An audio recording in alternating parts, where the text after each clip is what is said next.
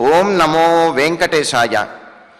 భాగ్యప్రదం భరత సోదరమప్రమేయం సుగ్రీవ సఖ్యమజితం కనకాంబరాఢ్యం భర్గేందునేత్రమతి మోహన దివ్యరూపం త్యాగోజ్వలం భజ దివాకర వంశరత్నం. భరతాగ్రజుడు సుగ్రీవుని యొక్క ప్రియమిత్రుడు, సూర్యచంద్రులను నేత్రములుగా గలవాడు అయినటువంటి శ్రీరామచంద్రునికి నమస్కరిస్తూ తదభిన్న స్వరూపుడైనటువంటి ఆ శ్రీనివాసుని యొక్క దివ్య అనుగ్రహ విశేషం చేత సమస్త మానవాళికి ధర్మ తత్పరతను సకల కార్యసిద్ధిని చేకూర్చాలన్నటువంటి సంకల్పంతో తిరుమల తిరుపతి దేవస్థానం వారు నిర్వహిస్తున్నటువంటి శ్రీమద్ రామాయణం అయోధ్యాకాండ ప్రవచన పారాయణ కార్యక్రమంలో నేటికి మనం 285వ రోజులోకి ప్రవేశించాం. ఈ కార్యక్రమంలో ముందుగా అన్నమాచార్యుల వారి సంకీర్తన అయినటువంటి వలపుల వలపుల వయ్యాళి అనేటువంటి సంకీర్తనను శ్రీమాన్ కర్రా ఉదయ్ భాస్కర్ గారు, అన్నమాచార్య ప్రాజెక్టు కళాకారులు వారి బృందం యొక్క సహకారంతో ఆలపిస్తారు. శ్రవణం చేద్దాం. ఓం నమో వెంకటేశాయ.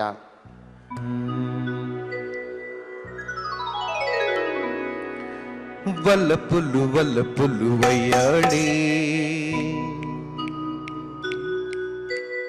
వల్లపులు వల్లపులు వయ్యాళి, చలమరి మరుడును సమ్మేళి. వల్లపులు వల్లపులు వయ్యాళి, చలమరి మరుడును సమ్మేళి. వల్లపులు వల్లపులు వయ్యాళి.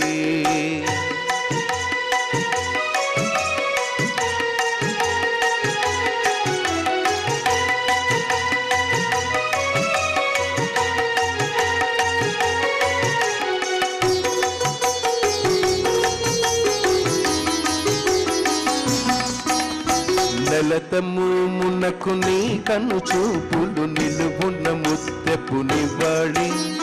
నెలతమూమునకు నీ కన్ను చూపులు నిలువున్న ముత్తెపు నివాళి. కొలదికి మీరిన గురుకుచములకును తలకు నీ మనసు దువాడి. కొలదికి మీరిన గురుకుచములకును తలకు నీ మనసు దువాడి. వల్లపులు వల్లపులు వయ్యాడి, చలమరి మరుడును సమ్మేళి. వల్లపులు వల్లపులు వయ్యాడి.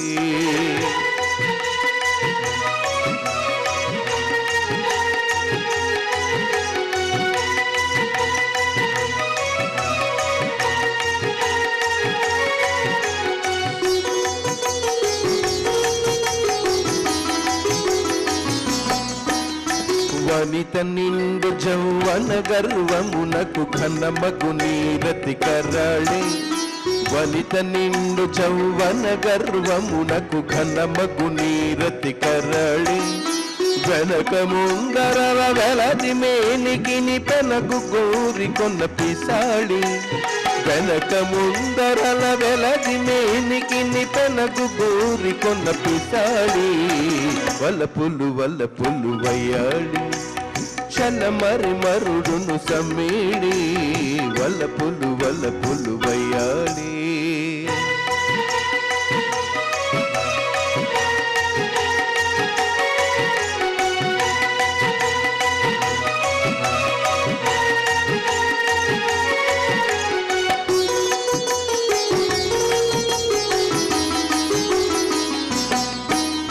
పడతి కోరికల భావం గుణకును కడ్డు కడ్డు నీ తమ్మి గయ్యాడి. పడతి కోరికల భావం గుణకును కడ్డు కడ్డు నీ తమ్మి గయ్యాడి. వెనక ముందరల వెలతి మేనికిని పెనకు గోరికొన్న పిసాళి. చిడిముడి మగువకు శ్రీ వెంకటపతి విడువని కూటపు విరాళి. చిడిముడి మగువకు శ్రీ వెంకటపతి విడువని కూటపు విరాళి. వల్లపులు వల్లపులు వయ్యాళి, చలమరి మరుడును సమ్మేళి. వల్లపులు వల్లపులు వయ్యాళి, చలమరి మరుడును సమ్మేళి. వల్లపులు వల్లపులు వయ్యాళి. వల్లపులు వల్లపులు వయ్యాళి. వల్లపులు వల్లపులు వయ్యాడి. సంకీర్తనను ఎంతో చక్కగా శ్రవణం చేశాం. ఇక ఇప్పుడు శ్రీ గురు ధ్యానపూర్వకంగా సంకల్పవాక్యాలను అందరము కలిసి పలుకుతూ ఈ కార్యక్రమాన్ని ప్రారంభం చేసుకుందాం. శ్రీ గురు ధ్యానం. గురుర్బ్రహ్మా గురుర్విష్ణు గురుర్దేవో మహేశ్వరః గురుః సాక్షాత్ పరం బ్రహ్మ తస్మై శ్రీ గురవే నమః. శ్రీనివాస ధ్యానం. శ్రీ వెంకటాద్రినిలయః కమలాకాముకః పుమాన్ అభంగుర విభూతిర్నః తరంగయతు మంగళం.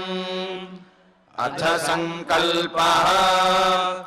శ్రీమదాదివరాహ క్షేత్రే విరాజమానస్య శ్రీ పద్మావతీ జానేః అఖిలాండకోటి బ్రహ్మాండ నాయకస్య శ్రీరామచంద్ర రూపాంతరస్య భగవతః శ్రీ వెంకటేశ్వర స్వామినః సన్నిధౌ హనుమత్ సీతా లక్ష్మణ భరత శత్రుఘ్న పరివార సమేత శ్రీరామచంద్ర పరబ్రహ్మణః పరిపూర్ణానుగ్రహేణ అస్మిన్ భువనే సమస్తాదివ్యాధీనాం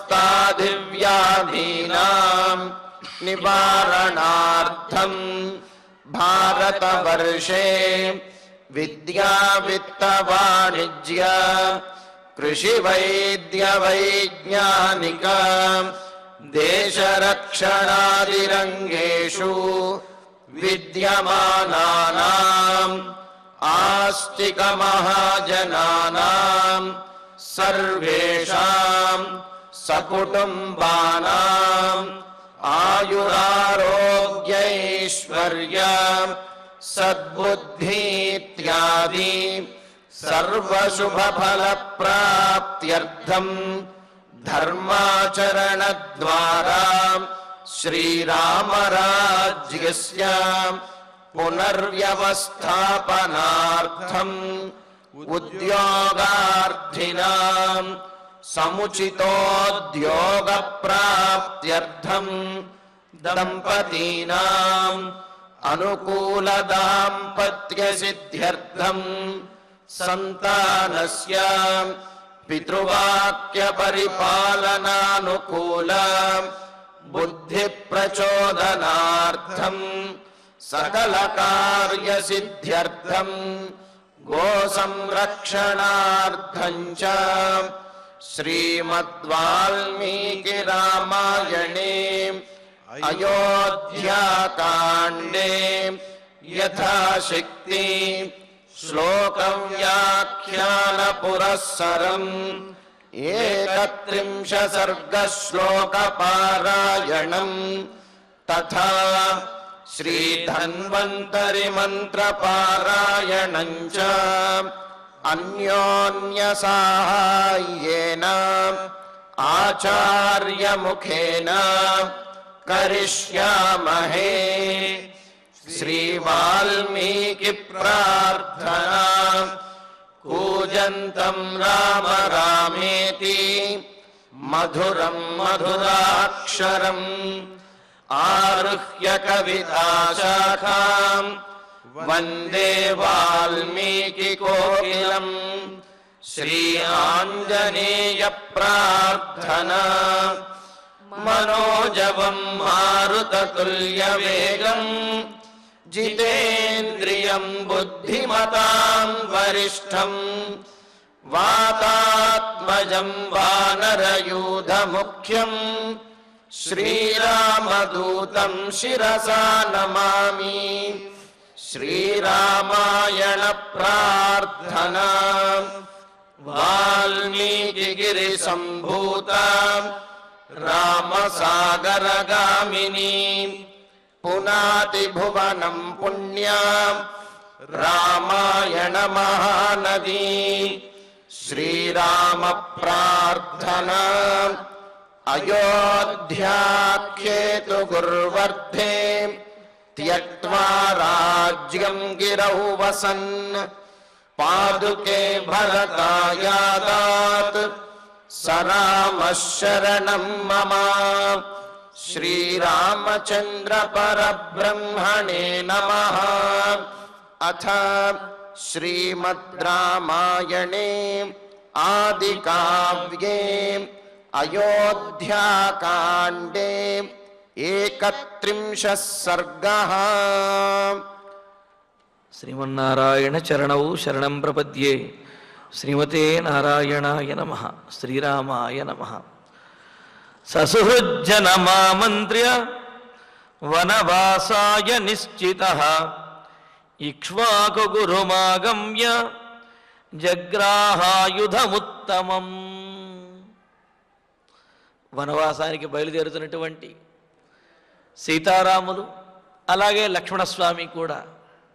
లక్ష్మణస్వామి తనతో పాటు వనవాసానికి రావడానికి రామచంద్రమూర్తి ఒప్పుకుని, నాయన నువ్వు కూడా నీ ఆత్మీయులకు మిత్రులకు నీవు ఎవరికైతే తెలియజేయాలో వారందరికీ కూడా తెలియజేసి వారికి చెప్పి అనుమతి తీసుకుని త్వరగా వచ్చేయి. అలాగే వశిష్ఠ మహర్షి యొక్క గృహంలో మనకు జనక మహారాజు చేసినటువంటి యజ్ఞం సందర్భంలో మిథిలా నగరానికి వెళ్ళినప్పుడు అక్కడ వరుణదేవుడు ఇచ్చినటువంటి 2 ధనుస్సులు, అక్షయబాణ తూణీరములు, 2 అభేద్యములైనటువంటి కవచములు, 2 ఖడ్గములు ఉన్నాయి కదా.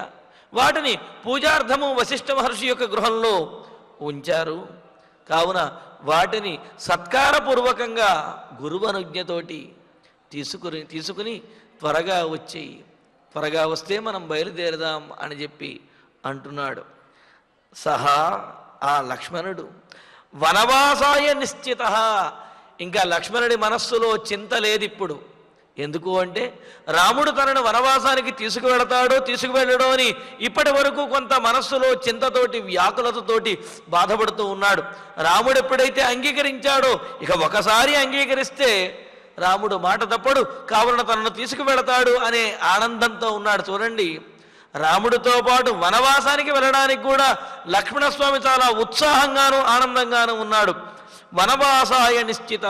వనవాసానికి వెళ్ళడానికి రాముడితో పాటు నిశ్చయించుకున్నవాడై సుహృద్యనం ఆమంత్ర్య తన మిత్ర బృందమును ఆత్మీయులకు చెప్పి ఇక్ష్వాకు గురుం ఆగమ్య ఇక్ష్వాకుల యొక్క వంశగురువైన వశిష్ఠ మహర్షిని సమీపించి ఉత్తమం ధను ఆయుధం జగ్రాహ ఉత్తమమైనటువంటి ఆయుధమైన వరుణదేవుడు ఇచ్చినటువంటి దేవతలకు ఉపయుక్తమైనటువంటి దివ్యమైనటువంటిదైన ఆ ఆయుధమని అంటే ఆ ధనుస్సులను అలాగే అక్షయబాణ తుణీరములు ఖడ్గములు వీటినన్నింటినీ కూడా తీసుకున్నాడు, గ్రహించాడు. గ్రహించి ఇంకా రాముని దగ్గరికి వస్తూ ఉన్నాడు. తద్దివ్యం రాజశార్దూల సత్కృతం మాల్యభూషితం రామాయ దర్శయామాస సౌమిత్రి సర్వమాయుధం. మరి జనక మహారాజు ఆయన చేసినటువంటి యజ్ఞంలో ఆనాడు మిథిలా నగరానికి వెళ్ళినప్పుడు అక్కడ విశ్వామిత్రుడితో పాటు రామలక్ష్మణులు ఇరువురు కూడా వెళ్ళినప్పుడు ఆ యజ్ఞంలో వరుణదేవుడు స్వయంగా ఇచ్చినటువంటివి ఈ ధనుస్సులు, అదేవిధంగా ఈ ఖడ్గము, అక్షయబాణ తుణీరములు. అయితే వాటిని వినియోగించవలసినటువంటి గొప్ప అవసరము అంతవరకు రాలేదు. అవి అలా పూజాగృహంలో పూజలు అందుకుంటూ ఉన్నాయి. మరి ఇప్పుడు వాటిని బయటకు తీసుకువచ్చేటప్పటికి వాటిని చూచేటప్పటికి లక్ష్మణునికి కూడా ఒళ్ళు పులకరిస్తూ ఉన్నది, మనస్సు ఉత్తేజితమవుతూ ఉన్నది. దాంతో ఆ ఆయుధములను తన అన్నగారికి రామచంద్రమూర్తికి చూపించి ఆనందపడుతూ ఉన్నాడు. అంతే కదా, ధనుర్విద్యాపారంగతులైనటువంటి ఇరువురు కూడా ఉత్తమమైనటువంటి ధనుస్సును చూచేటప్పటికీ వారిలో ఉత్తేజం అనేది పెరుగుతుంది కదా. అలాగా వారు ఆ ధనుస్సులని వాటిని చూచి ఉత్తేజితులవుతూ ఉన్నారు. లక్ష్మణస్వామి ఈ విధంగా చూపిస్తూ ఉన్నారు.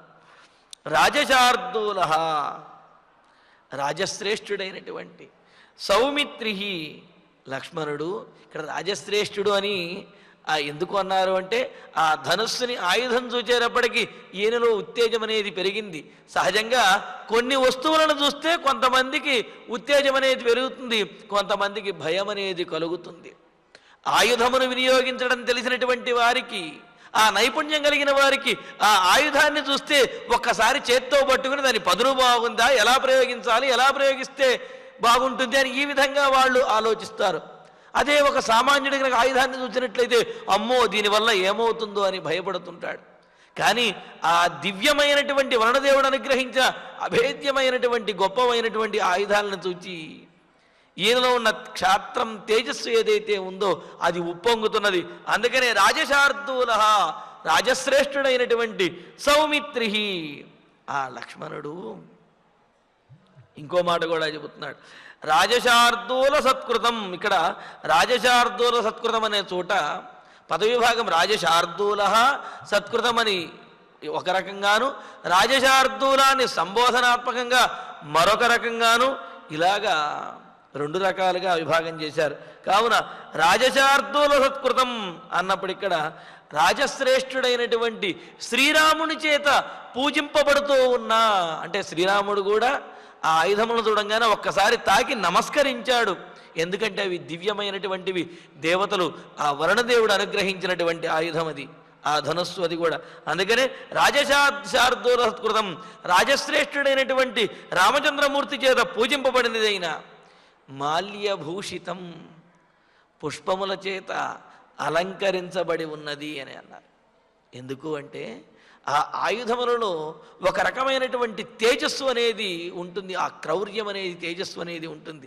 వాటిని పూజించడం ద్వారా అవి అనుకూలంగా ఎవరైతే ధరిస్తారో, ఎవరైతే ప్రయోగిస్తారో వారికి అనుకూలంగా వ్యవహరిస్తాయి. అంతే కదా, ఒక వృషభాన్ని కానివ్వండి, లేకపోతే ఒక సింహాన్నో, లేకపోతే ఏనుగునో, వీటిని పెంచుతున్నప్పుడు వాటిని ముందు తమకు అనుకూలంగా మలచుకున్నప్పుడు అవి వారికి అనుకూలంగా వ్యవహరిస్తాయి.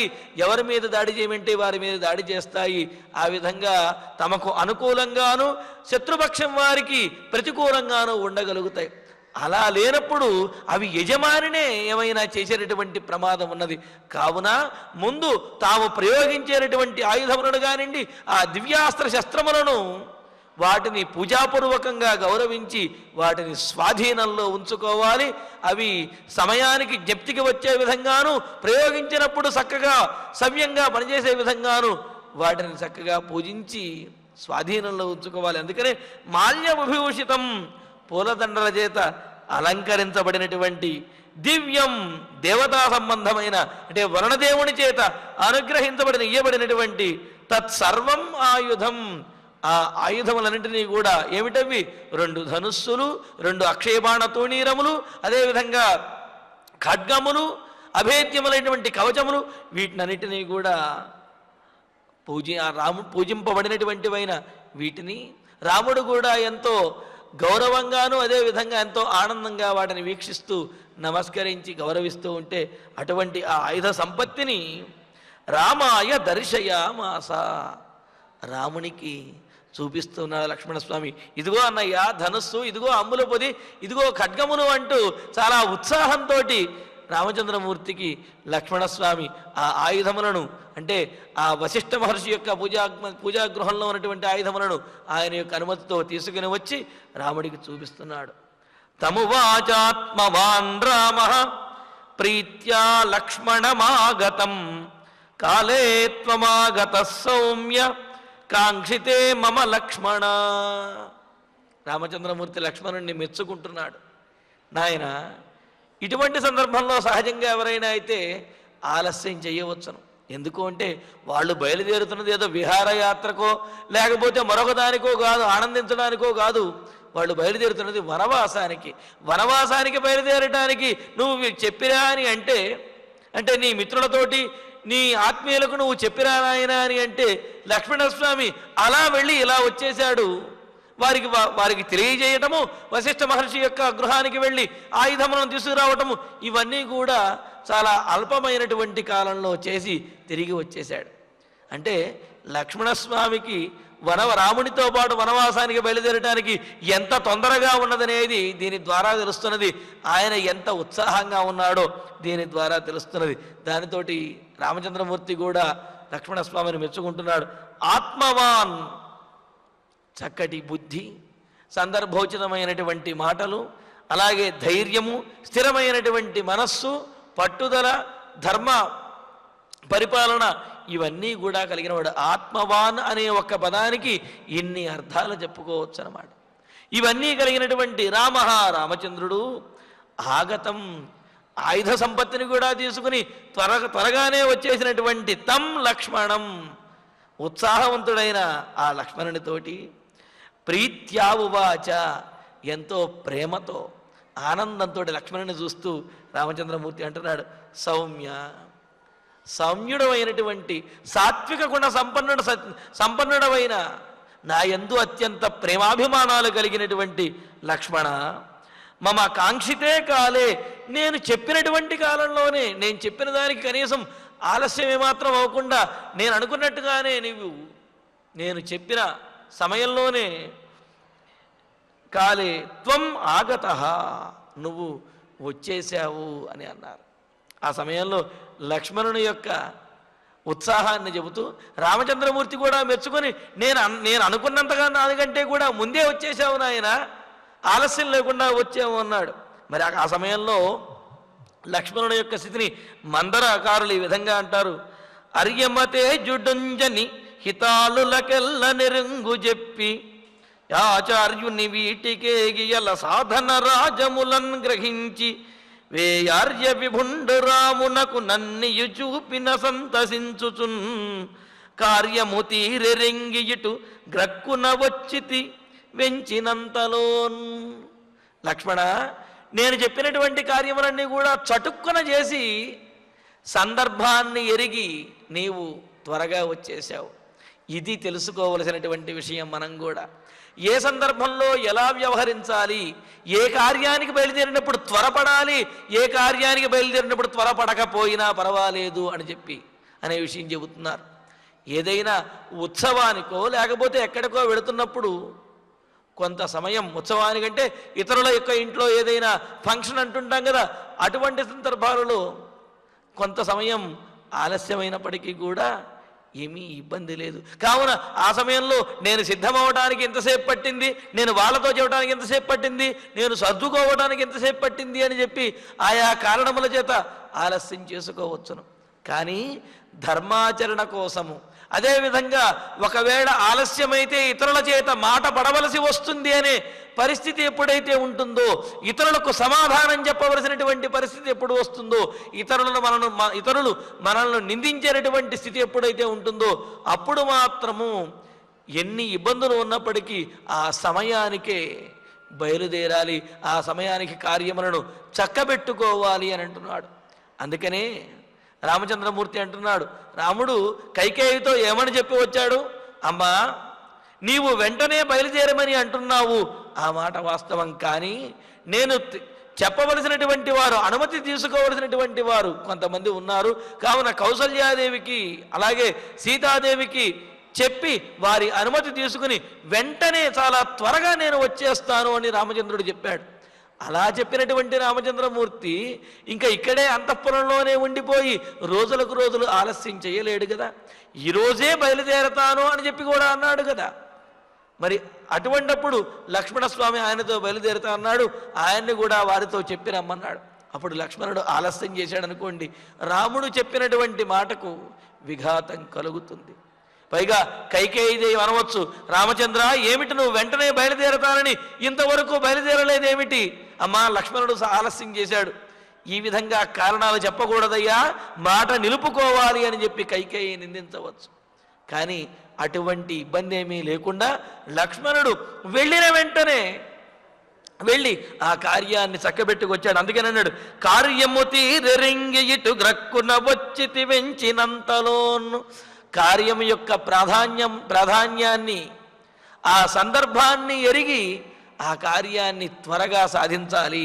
ఆ కార్యాన్ని సాధించడం కోసం త్వరగా సిద్ధపడాలి తప్ప నాకు ఆ కారణం వల్ల ఆలస్యమైంది, ఈ కారణం వల్ల ఆలస్యమైంది, మీరు చూస్తూనే ఉన్నారు కదా, ఇటువంటి మాటలన్నీ కూడా వాటి వల్ల ప్రయోజనం లేదు, ఇతరుల చేత నిందలు పొందవలసి వస్తుంది. కావున కార్యము యొక్క తీరు తెలుసుకుని గ్రక్కున చటుక్కున వెంటనే త్వరగా సిద్ధమైపోవాలి తప్ప ఆలస్యం చేయకూడదు అన్నారు. అందుకనే అంటారు కదా, మందుకు వెళ్ళి రమ్మంటే మాసికానికి వచ్చాడు అని సామెత చెబుతాడు. తాతగారికి ఒంట్లో బాగుండలేదురా నాయన, మనవడికి చెప్పారు, తాతగారికి ఒంట్లో బాగుండలేదురా, నువ్వు వారి దగ్గర వైద్యుడి దగ్గరికి వెళ్ళి ఔషధం తీసుకురమ్మని అంటే వీడు పొరుగురు వైద్యుడి దగ్గరికి వెళ్ళాడు. వెళ్ళి మళ్ళీ ఎప్పుడు వచ్చాడంటే ఈ తాతగారు గతించి మళ్ళీ మాసికం పెట్టే సమయానికి వచ్చాడట. అంటే మందుకు వెళ్ళి రమ్మండి అంటే మాసికానికి వచ్చాడని చెప్పి సామెత చెబుతారు కదా. అలా ఉండకూడదు. ఎప్పుడు ఏ సందర్భంలో ఔషధాన్ని తీసుకురమ్మన్నాడు అంటే ఇతనికి అపాయం కలిగేలోపు తీసుకువచ్చేయాలి. ఎంత త్వరగా కుదిరితే అంత త్వరగా ఆ ఔషధాన్ని తీసుకువచ్చి ఆ ఔషధంతో ఉపశమనాన్ని కలిగించాలి తప్ప కుదిరినప్పుడు తీసుకువద్దాం, లేకపోతే పరిస్థితులు అనుకూలించలేదు, ఇటువంటి కారణములు చెబితే ఇక్కడ వారికి ఇబ్బంది కలిగి తరువాత ఔషధాన్ని తీసుకువచ్చిన దానివల్ల ప్రయోజనము లేకుండా పోతుంది. కావున కార్యము తీరెరింగి ఇటు గ్రక్కున వచ్చితి వెంచినంతలోన్. లక్ష్మణ, నువ్వు సందర్భాన్ని, కార్యంలో ఉన్నటువంటి ఆ గొప్పతనాన్ని, ప్రాధాన్యాన్ని ఎరిగి తెలుసుకుని చక్కగా వెంటనే వచ్చేసావు, చాలా గొప్పవాడివయ్యా అన్నట్టు నేను అనుకున్నటువంటి కాలంలోనే అతి తక్కువ సమయంలోనే నీవు చేయవలసినటువంటి పని చేసుకుని ఆ ఆయుధ సంపత్తిని అంతటినీ కూడా తీసుకుని నువ్వు వచ్చేసావయ్యా అని మెచ్చుకుంటూ, అహం ప్రదాతుమిచ్చామి యదిదం మామకం ధనం బ్రాహ్మణేభ్యస్తపస్విభ్యః త్వయా సహ పరంతప. మరి మనం చేయవలసినటువంటి ఇంకొక పని ఉన్నది. ఏమిటి అంటే, సీతాదేవితో కూడా ముందే చెప్పేశాడు, అంతఃపురంలో ఉన్నటువంటి ఆ ద్రవ్యములను, గృహోపకరణములను, వీటినన్నింటినీ కూడా బ్రాహ్మణోత్తములకి, అదేవిధంగా అర్ధులు ఎవరైతే ఉంటారో వారందరికీ కూడా ఇవ్వమని చెప్పాడు కదా. మరి ఇక్కడ రామచంద్రమూర్తి అంటున్నాడు, పరంతప, పరులను తపింపజేసేటటువంటి, శత్రువులను గెలిచేటటువంటి స్వభావం కలిగిన తేజస్సంపన్నుడైనటువంటి ఓ రామచంద్ర, అహం నేను త్వయా సహ నీతో కలిసి మామకం ఇదం ధనం, నాకు సంబంధించినటువంటి ఈ అంతఃపురంలో ఉన్న ఈ ధనమంతా ఏదైతే ఉన్నదో, ఈ సంపద ఏదైతే ఉన్నదో, దీని అంతటినీ కూడా ఏదైతే ఇదంతా ఉన్నదో అంతటినీ కూడా తపస్విభ్య, తపశ్శాలురైనటువంటి, అంటే నిత్యకర్మానుష్ఠానము చేస్తూ తపస్సులు చేస్తూ చక్కగా సాత్వికమైనటువంటి బుద్ధితో ఉండే బ్రాహ్మణేభ్య, బ్రాహ్మణోత్తములకు, గురువులకు కూడా ప్రదాతుం, ఇవ్వాలి అని ఇవ్వటం కోసం ఇచ్చామి, అనుకుంటున్నాను. నాయన లక్ష్మణ, ఇదిగో మన ఈ అంతఃపురంలో ఎంతో సంపద అనేది ఉన్నది, దీనిని మనం వెళ్ళిన తర్వాత ఎవరు వినియోగించరు. కావున ఈ సంపదనంతటినీ కూడా నేను యోగ్యులైనటువంటి, తపస్సంపన్నులైనటువంటి, నిత్యకర్మానుష్ఠాన నిరతులైనటువంటి బ్రాహ్మణోత్తములకి వారందరికీ కూడా ఇచ్చేస్తాను, దానం చేద్దాము అని చెప్పి అంటున్నాడు. ఈ సందర్భంలో మరి మనకు కొన్ని సందేహాలు కూడా ఉంటాయి. ఇంతకుముందు కూడా మనం అనుకున్నాము, దశరథ మహారాజు యొక్క రాజ్యంలో ఉన్నటువంటి రామచంద్రమూర్తి దశరథుని యొక్క అనుమతి లేకుండా ఎలా ఇస్తాడు అనే దానికి సమాధానంగా చెబుతూ, సీతాదేవికి రామచంద్రమూర్తి వాటిని దానం చేయమని చెప్పినప్పుడు దానికి సమాధానంగా చెబుతూ, సీతాదేవికి ఆమె యొక్క తండ్రి నుండి వివాహ సమయంలో తండ్రి ఇచ్చినటువంటి ఆ సారె రూపంలో ఇచ్చినటువంటిది కానివ్వండి, తండ్రి మెచ్చుకుని ఇచ్చినటువంటి ఆ ధనము, సంపద ఏవైతే ఉన్నాయో, వాహనములు కానీ, అవన్నీ కూడా వీరికి చెందినమే అవుతాయి. వాటిని ఎవరికైనా ఇవ్వటం కోసమని అన్నదమ్ముల యొక్క అనుమతి కానీ, తండ్రి యొక్క అనుమతి కానీ తీసుకోవలసినటువంటి అవసరము లేదు అని చెప్పి అన్నారు. మరి అలాగే ఇక్కడ రామచంద్రమూర్తి మామకం ధనం, నాకు సంబంధించినటువంటి ధనాన్ని అన్నాడు. మరి రాముడికి సంబంధించినటువంటిది అంటే దశరథ మహారాజు ఉండగా రాముడిది అంటూ ప్రత్యేకంగా ఏముంటుందండి అని ఇక్కడ సందేహం అన్నమాట.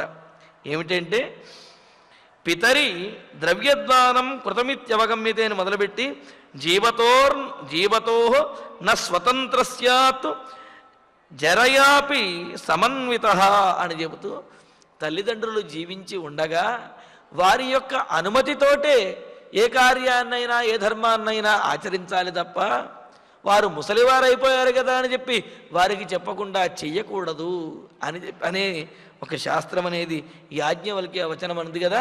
మరి ఆ వచనాన్ని కనుక అనుసరించినట్లయితే మరి ఇక్కడ రామచంద్రమూర్తి తన ధనాన్ని లేకపోతే దశరథుల యొక్క ధనాన్ని ఎవరికైనా ఇవ్వాలి అంటే ఆయన యొక్క అనుమతి తీసుకోవాలి కదా. అలా అనుమతి తీసుకోకుండా స్వయంగానే మామకం ధనం బ్రాహ్మణేభ్య దాతుమిచ్చామి అని అంటూ నా ధనాన్ని వారికి ఇచ్చేస్తాను అని అంటలో అంతరం ఏమిటంటే కుమారుడు లేకపోతే సంతానము పుట్టినప్పటి నుండి కూడా తల్లిదండ్రుల యొక్క ఆ ధనం కానీ సంపదలు ఏవైతే ఉంటాయో వాటి మీద కొంత హక్కు అనేది ఉంటుంది. అందుకే కదా తల్లిదండ్రులు కూడా సంతానం కలిగితే ఇదిగో వీళ్ళే మా వారసులు, మా తర్వాత వీళ్ళే దీనంతటికీ కూడా ఈ సంపదకి అధిపతులు వీరే అని అంటారు. కావున అయితే ఆ సొమ్మును ఎప్పుడు తల్లిదండ్రులకి చెప్పకుండానైనా సరే వినియోగించవచ్చును అంటే ధర్మకార్యాలు ఆచరించేటప్పుడు మాత్రము వాటిని వినియోగించవచ్చును, వినియోగించిన పిమ్మటైనా తెలియజేయవచ్చును అని అన్నారు. అలా కాకుండా అంటే సొంతగా ఏమైనా స్వకీయమైనటువంటి అవసరముల గురించి కానీ లేకపోతే మరో రకమైనటువంటి స్వార్థపూరితమైన అవసరాలు కానీ లేకపోతే అధర్మపరమైనటువంటివి కార్యాలు చేయడానికి కానీ అటువంటప్పుడు మాత్రము ఆ ధనాన్ని వినియోగించే హక్కు సంతానానికి ఉండదు, వాళ్ళ యొక్క అనుమతి తీసుకునవలసిందే అని చెప్పి అంటున్నారు. మరి ఈ విధంగా రామచంద్రమూర్తి ఇక్కడ ధర్మకార్యాన్ని ఆచరిస్తూ ఉన్నాడు. కావున ఆ ధర్మకార్యాన్ని ఆచరించే రాముడికి రాజ్యంలో తన అంతఃపురంలో ఉన్నటువంటిది పైగా తనదైనటువంటిది అనే విషయం కూడా మనం చెప్పుకున్నాం. ఎలాగా అంటే వివాహ సమయంలో మామగారు ఇచ్చినటువంటి సంపద కానీ ధనము కానీ వాటి మీద ఆ దంపతుల ఇద్దరికీ కూడా పూర్తి హక్కు అనేది ఉంటుంది. దానిని ధర్మకార్యాలకు వినియోగించడానికి ఎవరి యొక్క అనుమతి కూడా తీసుకోవలసిన అవసరం అనేది లేదు అని అన్నారు.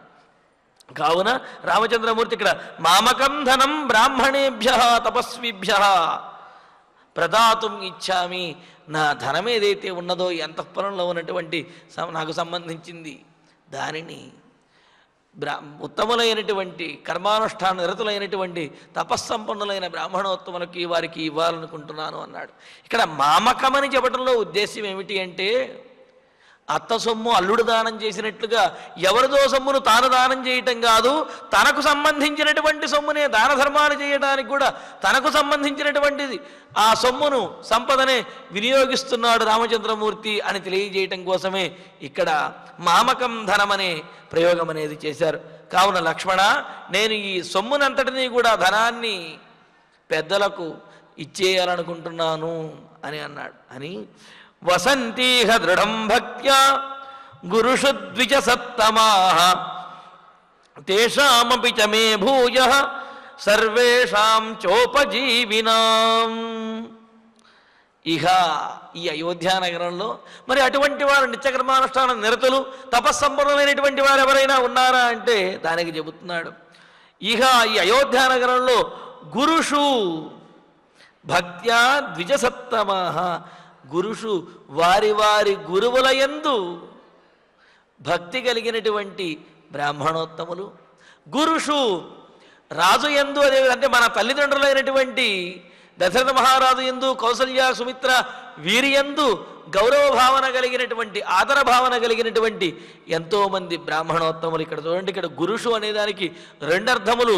అంటే ఎవరి విద్యనైతే విద్యను అభ్యసించారో వారి వారి యందు కృతజ్ఞతాభావన పూజ్య భావన కలిగినటువంటి వారైన శిష్యోత్తములైనటువంటి బ్రాహ్మణులు అనేది ఒక అర్థమైతే, గురుషు మన పెద్దల యందు అంటే మన వంశంలో ఉన్నటువంటి పెద్దల యందు, అదేవిధంగా మనకు తల్లిదండ్రులైనటువంటి దశరథ మహారాజు, కౌసల్యా, సుమిత్ర, కైకేయి వీరి యందు ఆదర భావన కలిగిన, గౌరవం కలిగినటువంటి వారు.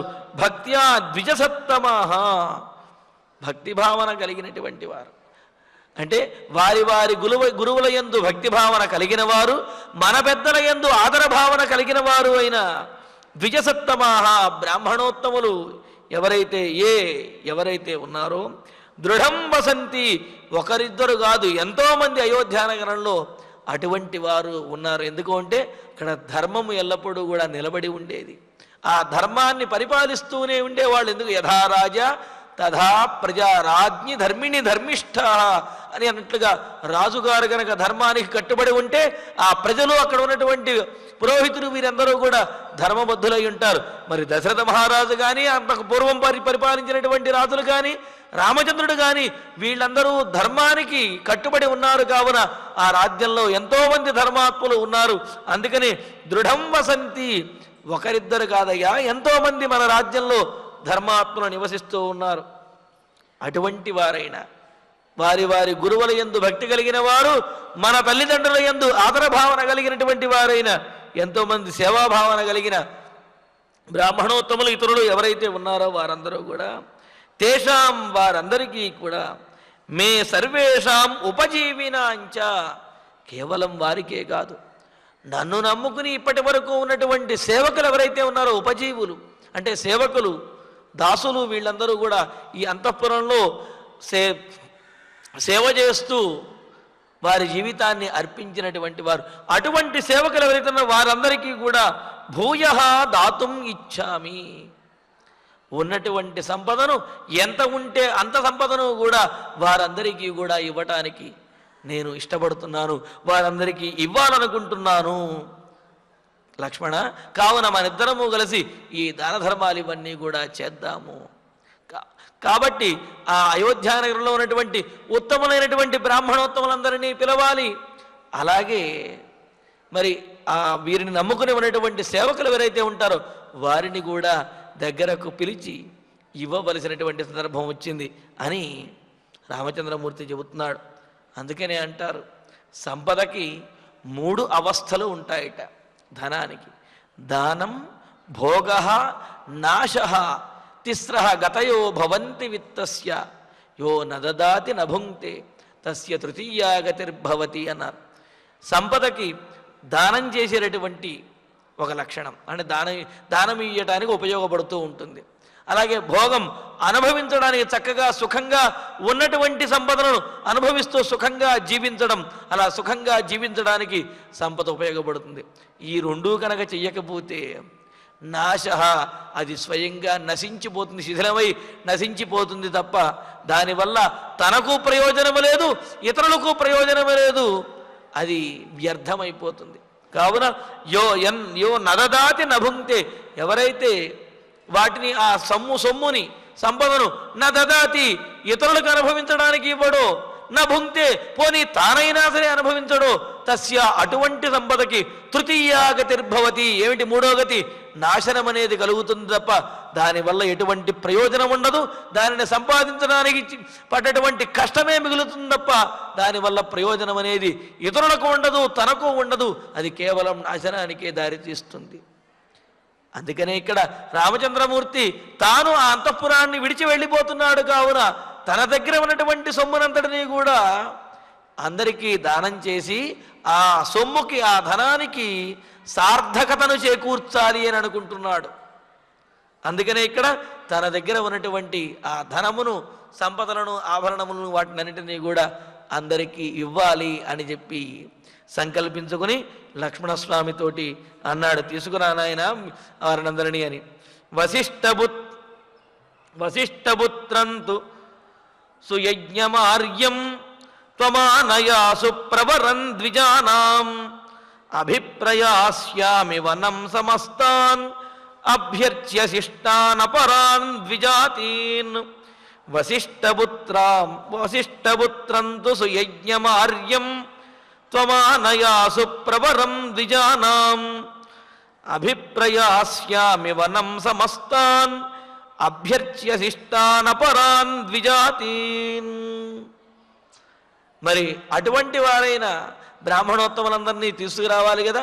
మరి మొదటిగా ఎవరిని తీసుకురావాలనే విషయాన్ని చెబుతూ వశిష్ఠపుత్రం, మన కులగురువు వశిష్ఠ మహర్షి యొక్క పుత్రుడైన ఆర్యం పూజ్యుడైనటువంటి వాడు. ఎందుకు పూజ్యుడు అంటే ఆయన తాను చెయ్యవలసినటువంటి నిత్యకర్మానుష్ఠానాన్ని ఆచరించేవాడు, చేయకూడనటువంటి అధర్మాన్ని ఎప్పుడూ కూడా చెయ్యనటువంటి వాడు, స్వధర్మాన్ని విడవనటువంటి వాడు. కావున ఆయనని ఆర్యుడు అని చెప్పి సంబోధించాడు. ఆర్యం పూజ్యుడైనటువంటి ద్విజానాం ప్రవరం, బ్రాహ్మణులలో శ్రేష్ఠుడైనటువంటి వాడైన సుయజ్ఞం, వశిష్ఠ కుమారుడైన ఆ సుయజ్ఞుణ్ణి, అపరాన్ శిష్టాన్, ఆయన ఒక్కరనే కాదు ఇతరులు ఎవరైతే ఉన్నారో అంటే గురుపుత్రుడు కావున వారి యొక్క ఆయన పేరుని ప్రత్యేకంగా చెప్పి వారితో పాటు శిష్టులైనటువంటి నిత్యకర్మానుష్ఠాన నిరతులైనటువంటి మిగతా ద్విజాతీని బ్రాహ్మణోత్తములందరినీ కూడా త్వం ఆశు, నీవు త్వరగా వెంటనే వెళ్ళి ఆనయా తీసుకురా, తాన్ సమస్తాన్, వారందరినీ కూడా అభ్యర్చ్య పూజించి వారిని సత్కరించి వారి యొక్క ఆశీస్సులను తీసుకుని ఇవ్వవలసిన వాటినంటిని కూడా వారికి ఇచ్చేసి వనం అభిప్రయాస్యామి, వనవాసానికి వెళ్ళడానికి నేను నిశ్చయించుకున్నాను, వనవాసానికి మనం బయలుదేరదాము. కావున లక్ష్మణ, నీవు వెంటనే వెళ్ళి మన అయోధ్యానగరంలోనే ఉన్నటువంటి శిష్టులైనటువంటి ఎంతోమంది ఉన్నారు. వశిష్ఠుని యొక్క పుత్రుడైన సుయజ్ఞుడు, అలాగే మిగతా వారు కర్మానుష్ఠాన నిరతులైనటువంటి శిష్టులైనటువంటి మిగతా బ్రాహ్మణోత్తములని వారందరినీ కూడా సగౌరవంగా తీసుకురా, నువ్వు పూజించి వారిని అనుమతితోటి వారిని చక్కగా వెంట ఉండి తీసుకురా, వారికి చేయవలసినటువంటి సత్కారము చేసి ఇవ్వవలసినటువంటి ఈ ద్రవ్యములను సంపదలను వారికి ఇచ్చి వారిని పూజించి వారి యొక్క ఆశీస్సులను పొంది వనవాసానికి బయలుదేరాలి అని చెప్పి అనుకుంటున్నాను. కావున నీవు వెంటనే వారిని తీసుకురావయ్యా అని లక్ష్మణస్వామిని, ఆ సుయజ్ఞుడు మొదలైనటువంటి వారిని తీసుకురమ్మని అనుజ్ఞ ఇచ్చాడు రామచంద్రమూర్తి. మరి లక్ష్మణస్వామి వారిని అందరినీ కూడా తీసుకుని వస్తాడు. వారిని తీసుకుని వచ్చిన తర్వాత ఏం జరిగింది, ఆ యాత్రాదానాదులను ఏ విధంగా రామచంద్రమూర్తి చేశాడనే విషయాన్ని తరువాతి సర్గలో మనం తెలుసుకుంటాము. వశిష్ఠపుత్రంతు సుయజ్ఞమార్యం త్వమానయా సుప్రవరం ద్విజానాం అభిప్రయాస్యామి వనం సమస్తాన్ అభ్యర్చ్య శిష్టానపరాన్ ద్విజాతీన్. ఆచార్యుడు వారి ద్వారా ఈనాటి శ్లోకాలను పారాయణ చేసుకుందాము. ససుహృజ్జనం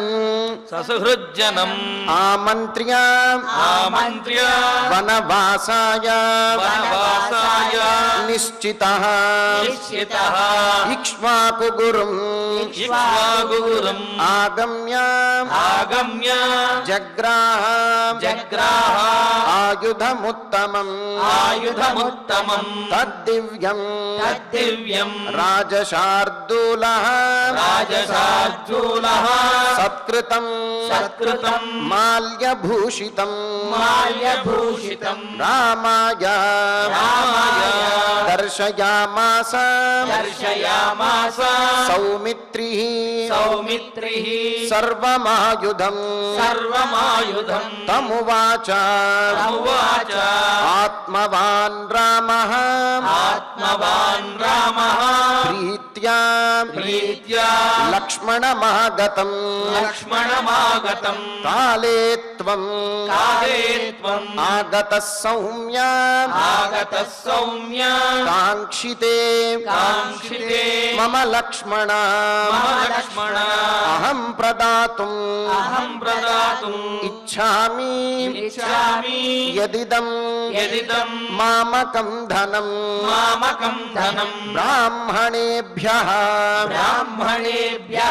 తపస్విభ్యః త్వయా సహ పరంతప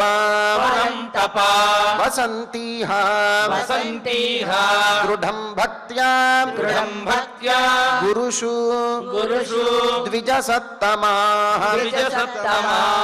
తేన తేషామపి చ తేషామపి చ మే భూయః మే భూయః సర్వేషాం చ సర్వేషాం చ ఉపజీవినాం ఉపజీవినాం వసిష్ఠపుత్రం తు వసిష్ఠపుత్రం తు సుయజ్ఞమార్యం సుయజ్ఞమార్యం త్వమానయాసు త్వమానయాసు ప్రవరం ద్విజానాం ప్రవరం ద్విజానాం అభిప్రయాస్యామి అభిప్రయాస్యామి వనం సమస్తాన్ వనం సమస్తాన్ అభ్యర్చ్య శిష్టాన్ అభ్యర్చ్య శిష్టాన్ అపరాన్ ద్విజాతీన్ అపరాన్ ద్విజాతీన్ వసిష్ఠపుత్రం తు సుయజ్ఞమార్యం వసిష్ఠపుత్రం తు సుయజ్ఞమార్యం త్వమానయాసు ప్రవరం ద్విజానాం త్వమానయాసు ప్రవరం ద్విజానాం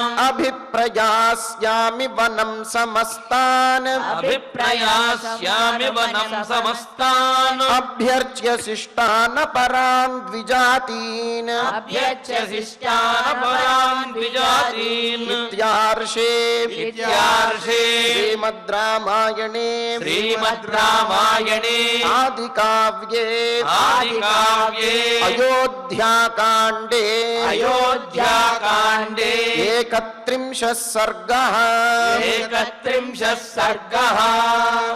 ఫలశ్రుతి నుండి మంగళాంతం వరకు అందరము కలిసి పఠిద్దాం. ఫలశ్రుతి ఆయుష్యమారోగ్యకరం యశస్యం సౌభ్రాతృకం బుద్ధికరం సుఖం చ శ్రోతవ్యమేతన్నియమేన సద్భిః ఆఖ్యానమోజస్కరమృద్ధికామైః. శ్రీరామచంద్ర పరబ్రహ్మణే నమః. అథ ధన్వంతరి ధ్యానం అచ్యుతానంత గోవింద విష్ణో నారాయణామృత రోగాన్ మే నాశయాశేషాన్ ఆశు ధన్వంతరే హరే. ఆరోగ్యం దీర్ఘమాయుష్యం బలం తేజోధియం శ్రియం స్వభక్తేభ్యో గృహంతం వందే ధన్వంతరిం హరిం. ధన్వంతరేరిమం శ్లోకం భక్త్యా నిత్యం పఠంతి యే అనారోగ్యం న తేషాం స్యాత్ సుఖం జీవంతి తే చిరం. ఓం నమో భగవతే వాసుదేవాయ ధన్వంతరయే అమృత కలశహస్తాయ వజ్రజలౌకహస్తాయ సర్వామయ వినాశనాయ త్రైలోక్యనాథాయ మహావిష్ణవే స్వాహా. ఓం వాసుదేవాయ విద్మహే సుధాహస్తాయ ధీమహి తన్నో ధన్వంతరి ప్రచోదయాత్. అథ నవగ్రహ ప్రార్థనా. ఆరోగ్యం పద్మబంధుర్వితరతు నితరాం సంపదం శీతరశ్మిః. భూలాభం భూమిపుత్రః సకల గుణయుతాం వాగ్విభూతిం చ సౌమ్యః. సౌభాగ్యం దేవమంత్రి రిపుభయశమనం భార్గవః. శౌర్యమార్కిః దీర్ఘాయుః సైంహికేయః. విపులతరయశః కేతుః ఆచంద్రతారం. అరిష్టాని ప్రణశ్యంతు దురితాని భయాని చ. శాంతిరస్తు శుభం మేస్తు గ్రహాః కుర్వంతు మంగళం. అథ క్షమా ప్రార్థనా.